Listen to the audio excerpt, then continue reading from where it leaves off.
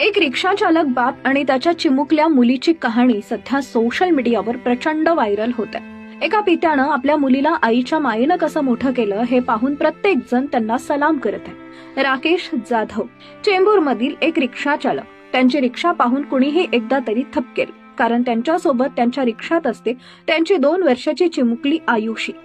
Video shoot करणाऱ्या व्यक्तीनं जेव्हा त्यांना विचारलं घरात कोण कोण काम करतं, तेव्हा राकेश जाधव यांनी जे उत्तर दिलं त्यानं प्रत्येकाच्या काळजाला हात घातला. ते म्हणाले, घरी कुणीच नाहीये सर, आम्ही दोघेच आहोत. त्यांच्या या उत्तरानं समोरच्या व्यक्तीला आश्चर्याचा धक्का बसला. तेव्हा राकेश जाधव यांनी आपल्या आयुष्यातील सर्वात मोठा त्याग आणि वेदना समोर मांडली.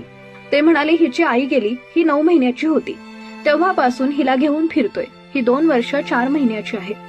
पत्नीच्या निधनानंतर राकेश जाधव यांनी एकट्यानं आपल्या मुलीला सांभाळण्याचा निर्णय घेतला. ते रिक्षा चालवून आपल्या मुलीचा सांभाळ करतात. तिला आई आणि वडील दोघांचं प्रेम देत आहेत. हा व्हिडिओ पाहून प्रत्येक जण या पित्याच्या संघर्षाला आणि प्रेमाला सलाम करतोय.